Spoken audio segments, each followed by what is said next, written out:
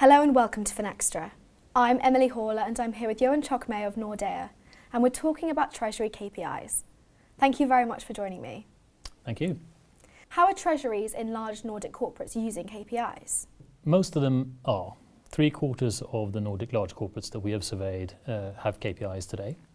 They're not strictly standalone KPIs as such, but what they would call KPIs would be typically parameters from their treasury policies.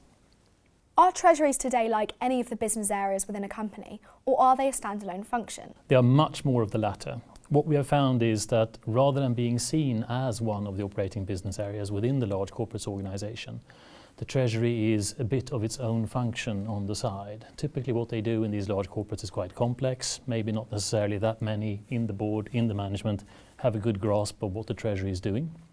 And the Treasury is sort of left to its own devices, typically. So should treasuries strive to be more visible and engage with business units? And could KPIs be a tool for this? We would argue that the Treasuries definitely should.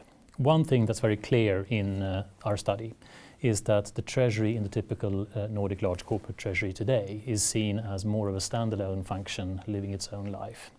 For these kinds of companies, the Treasury typically has a pretty complex function and mandate. Not necessarily everybody within group management, within the board, might be that much aware of exactly what the Treasury is doing or how they're doing it. And the Treasury is often left to its own devices to carry on with its tasks. We would argue that it's very much in the typical large corporate Treasury's interest to become more visible.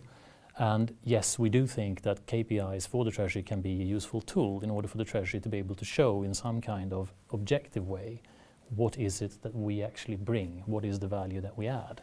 Should somebody want in the future to evaluate the contribution from the Treasury, this can be referred to highlight what it is that Treasury brings. Yeah, and thank you very much. Thank you. And thank you for watching.